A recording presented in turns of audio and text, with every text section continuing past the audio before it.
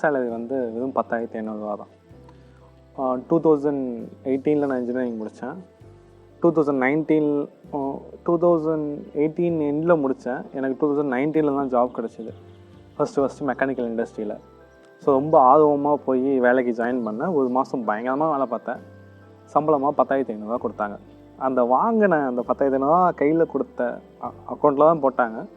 மீதி அந்த அக்கௌண்ட்லேருந்து மெசேஜ் வரும்ல, 10,500 வந்துருச்சு, காசு வந்துருச்சு அப்படின்னு சொல்லிட்டு, சேலரி கிரெடிட்டர்னு வந்துச்சுல்ல.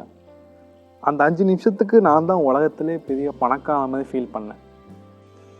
அடுத்த 5 நிமிஷம் என்ன என் மைண்டில் ஓட ஆரம்பிச்சதுன்னா, வீட்டு வாடகை, சாப்பாட்டு செலவு, வீட்டுக்கு காசு அனுப்பணும், அப்புறம் என்னோடய செலவு, அப்புறம் ட்ரெஸ்ஸு வாங்கணும், ஃபோன் வாங்கணும், சம்திங் இந்த மாதிரி ஓடிக்கிட்டே இருந்தது.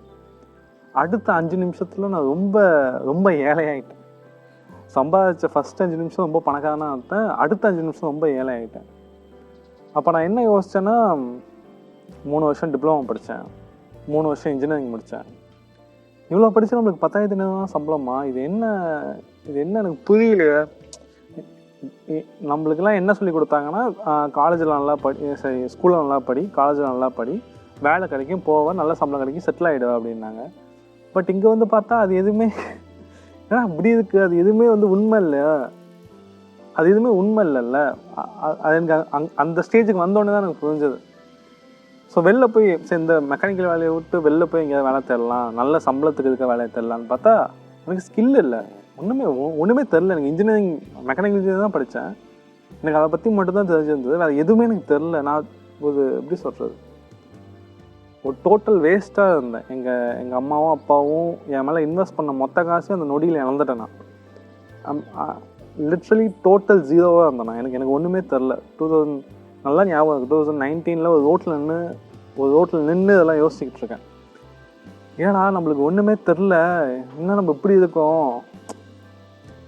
எனக்கு கம்ப்யூட்டர் யூஸ் பண்ண தெரியாது, எனக்கு இங்கிலீஷ் ஒழுங்காக பேச தெரியாது, இங்கிலீஷ் ஒழுங்காக எழுத தெரியாது, ஐடி நாலேஜே சுத்தமாக இல்லை, கம்ப்யூட்டர் நாலேஜே சுத்தமாக இல்லை. எனக்கு என்ன பண்ணுறதுன்னே தெரில. எனக்கு அந்த ஜாபை விட்டு எனக்கு ஜாபும் பிடிக்கல. ஏன்னா 8 மணி நேரம் நிற்கணும், 8 இல்லை 9 மணி நேரம் நிற்கணும். 9 மணி நேரம் எவன் நின்றுக்கிட்டு வேலை பார்ப்பான்? நான் இன்ஜினியரிங் முடிச்சுட்டு வந்ததுக்குண்டா, டிகிரி முடிச்சுட்டு வந்ததுக்கு என்ன போய் நின்றுக்கிட்டு வேலை பார்க்க சொல்கிறேன். எல்லாம் நிற்க முடியல 9 மணி நேரம் லிட்ரலாக நின்று. 10,500 சம்பளம். அவ்வளோ ஒர்க் பண்ணியும் 10,500 சம்பளம். எனக்கு என்ன கோவம் வந்துச்சுன்னா,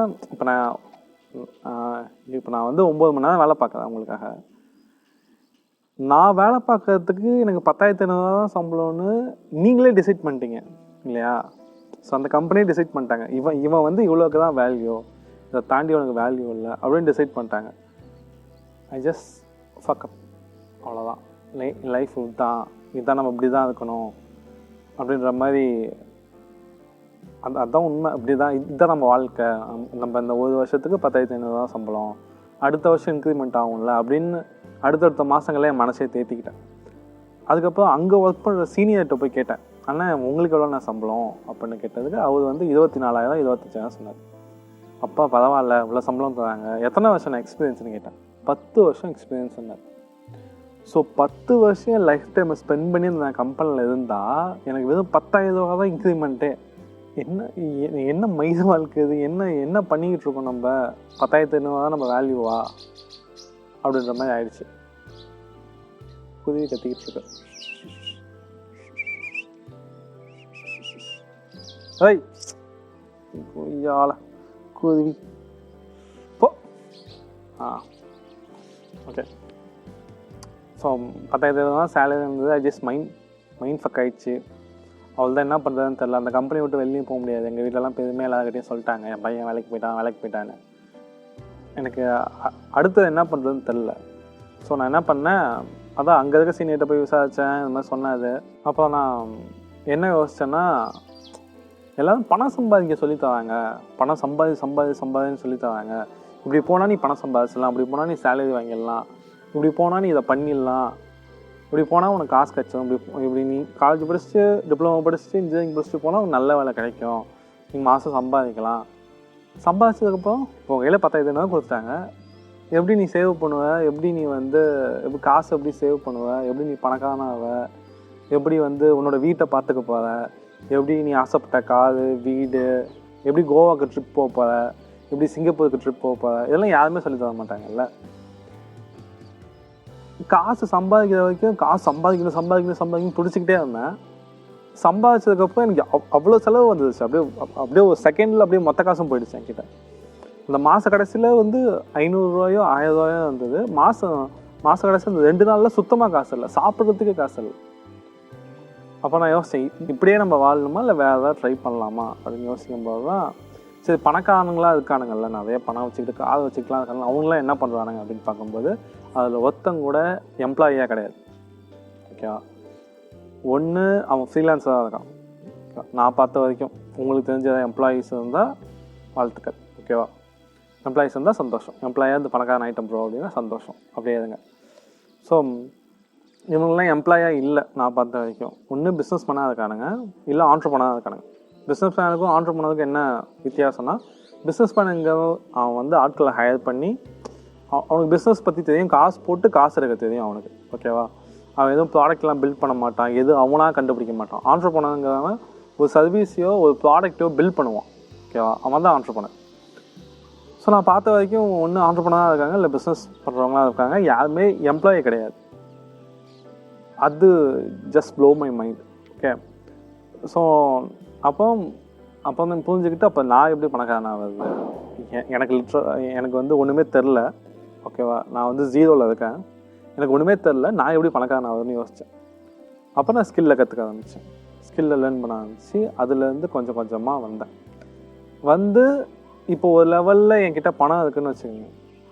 அந்த பணத்தை நான் அப்படியே வச்சுருந்தா என்னால் பணக்காரன் ஆகிட முடியுமா அப்படின்னு கேட்டால் முடியாது. ஏன்னா பணத்தோட வேல்யூ குறைஞ்சிக்கிட்டே போகும் அப்படிங்கிறது எனக்கு லேட்டராக தான் புரிய வந்தது. இப்போ எனக்கு ஃபினான்ஸே நான் கற்றுக்கிறேன், பணத்தை பற்றியே எனக்கு தெரியுது. பணத்தோட வேல்யூ கம்மியாகும் அப்படிங்கிற விஷயமே கொஞ்ச நாள் கழிச்சு தான் தெரியுது. அப்போ தான் யோசித்து பார்க்க, ஆமாம், எங்கள் அம்மா காலத்தில் எங்கள் அப்பா காலத்தில் இந்த 5 ரூபாய்க்கும் 2 ரூபாய்க்கும் இந்த மதிப்பு இப்போ இல்லை. இப்போ அது 500 ரூபாயோ 1000 ரூபாயோ இருக்குது. எங்கள் அம்மா அடிக்கடி சொல்லுவாங்க, பஸ்ஸில் போகிறப்ப டிக்கெட்டு 1 ரூபா தான், 10 பைசா தான் அப்படிலாம் சொல்லியிருக்காங்க. 50 பைசா தான் டிக்கெட்டு அப்படின்ற மாதிரிலாம் சொல்லியிருக்காங்க. இப்போ 50 பைசா வச்சு டிக்கெட் எடுத்து வர முடியுமா? ஸோ பணத்தோட மதிப்பு குறைஞ்சிக்கிட்டே இருக்குன்னு நான் புரிய வந்தது. அப்போ நீ உன்கிட்ட பணம் வந்துருச்சு, பணத்தை வச்சு நீ பணத்தை உருவாக்கணும்னு கற்றுக்கிட்டானா. ஸோ பணம் தான் பணத்தை வளர வைக்கும். இப்போ உன்கிட்ட ஒரு 10 ரூபா இருந்தால் அந்த 10 ரூபாயை போட்டு உனக்கு இன்னும் 5 ரூபா எடுக்க தரணும். அப்படி இருந்தால் நீ உன்னால் வளர முடியும். அந்த பணத்தையே நீ வச்சுக்கிட்டு ஒன்றும் உன்னால் பண்ண முடியாதுன்னு நான் அப்போ தான் கற்றுக்கிட்டேன். ஸோ என்ன பண்ணலாம்னு யோசிச்சுக்கிட்டே இருந்தேன். இன்னொரு புக்கு படித்தேன், அதில் அசட் லைபிலிட்டியை பற்றி சொல்லி கொடுத்தாங்க. ஓகேவா? அசட் லைபிலிட்டினா என்னென்னா, உங்கள்கிட்ட ஒரு 10 லட்ச ரூபா காசு, அந்த 10 லட்ச ரூபா காசை வச்சு ஒரு வீடு வாங்குவீங்க. அந்த வீட்டில் நீங்களே தங்கிட்டீங்கன்னா அது லைபிலிட்டி. ஓகேவா? அது வந்து சொத்தாக கன்சிடர் ஆகாது, அது வந்து லைபிலிட்டி. அந்த வீட்டை வாடகைக்கு விட்டு அந்த வீட்டிலேருந்து உங்களுக்கு காசு வந்ததுன்னா அது அசட், அது சொத்து. ஒரு பொருளை வாங்கி அந்த பொருள்லேருந்து உங்களுக்கு காசு வந்ததுன்னா அது அசட். அந்த பொருளுக்கு நீங்கள் செலவு பண்ணீங்கன்னா அது லைபிலிட்டி. சிம்பிளாக சொல்லலாம் இதுதான். இந்த கான்செப்ட் எனக்கு புரிய வந்தது. அப்போ நான் ஃபினான்ஸும் கற்றுக்க ஆரம்பித்தேன். ஏன்னா பணம் உன்கிட்ட வருது, அந்த பணத்தை வச்சு என்ன பண்ணணும் நீ தான் கற்றுக்கணும். இந்த பிரச்சனை எனக்கு மட்டும் இருக்கா அப்படின்னு கேட்டால் எனக்கு மட்டும் இல்லை, இந்த பிரச்சனை எல்லாத்துக்கும் இருக்குது. 10,500 சம்பாதிக்கிறேன் நானும் இதே தான் சொல்கிறேன், 40,000 சம்பாதிக்கிறவனும் அதே தான் சொல்கிறான், 1 லட்ச ரூபா சம்பாதிக்கிற அவனும் அதே தான் சொல்கிறான். ஏன்னா நம்மளுக்கு யாருமே பணத்தை வச்சு என்ன பண்ணுன்னு சொல்லியே தரல. அந்த காசு உங்ககிட்ட வந்ததுக்கப்புறம் என்ன பண்ணுன்னு யாருமே சொல்லலை. இந்த 10 வருஷத்தில் பணத்தை பற்றி என்ன கற்றுக்கிட்டேன்னா, உன்னால் காற்றுலேருந்து பணம் சம்பாதிக்க முடியும் ஸ்கில்லை வச்சு. பணமே போடாமல் உன்னால் ஒரு லெவல் ஆஃப் பணத்தை நீ சம்பாதிக்க முடியும். ஆனால் நீ அந்த கோட்டை தாண்டணும் அப்படின்னா நீ பணத்தை போட்டு தான் ஆகணும். நீ அந்த அப்பர் மிடில் கிளாஸ் லெவலை தாண்டணும் அப்படின்னா நீ பணத்தை இன்வெஸ்ட் பண்ணி தான் நீ பணக்காரன் ஆகும். பணம் தான் பணத்தை வளர வைக்கும். காசை வச்சு பணம் சம்பாதிக்க முடியாது. உனக்கு வந்து எல்லா திறமையும் இருக்கணும். உனக்கு எல்லா திறமையும் இருக்க தேவையில்ல, சரியா? உனக்கு பீப்புள் மேனேஜ்மெண்ட் பண்ணுற திறமை இருந்தால் போதும். பெரிய பெரிய சிஓஸ், பெரிய பெரிய பிஸ்னஸ் ஓனர்ஸ்லாம் இருக்காங்கல்ல, அவங்க என்ன எல்லா வேலையுமே பார்த்துக்கிட்டு இருக்காங்க. அவனுக்கு தெரியாத வேலையை ஆள் வச்சு ஹையர் பண்ணிக்கிறாங்க, அவ்வளோதான். உனக்கு அக்கௌண்டிங் தெரியணும்னு அவசியம் இல்லை, உனக்கு வந்து வெப்சைட் டெவலப் பண்ணணும் அவசியம் இல்லை, உனக்கு வந்து எஸ்இஓ தெரியணும்னு அவசியம் இல்லை. இப்போ டிஜிட்டல் மார்க்கெட்டிங் கம்பெனி வச்சுருக்க, இல்லை ஏதாவது பிஸ்னஸ் பண்ணுறேன் அப்படின்னா ஒரு விஷயம் உனக்கு தெரிஞ்சால் போதும், எல்லா விஷயமும் உனக்கு தெரியணும்னு அவசியம் இல்லை. யாருக்கு அந்த விஷயத்தை தெரியுதோ அவங்கள ஹையர் பண்ணிக்க, ஹையர் பண்ணி அவங்க மேலே காசு இன்வெஸ்ட் பண்ணி அவங்கள்ட்ட காசு சம்பாதி. அவ்வளோதான். Bye, good night, sleep well, நல்லா தூங்குங்க, சாப்பிடுங்க, சந்தோஷமாக இருங்க, ஜாலியாக இருங்க. இருட்டுச்சு, நான் காஃபி குடிக்க போகிறேன். பாய்.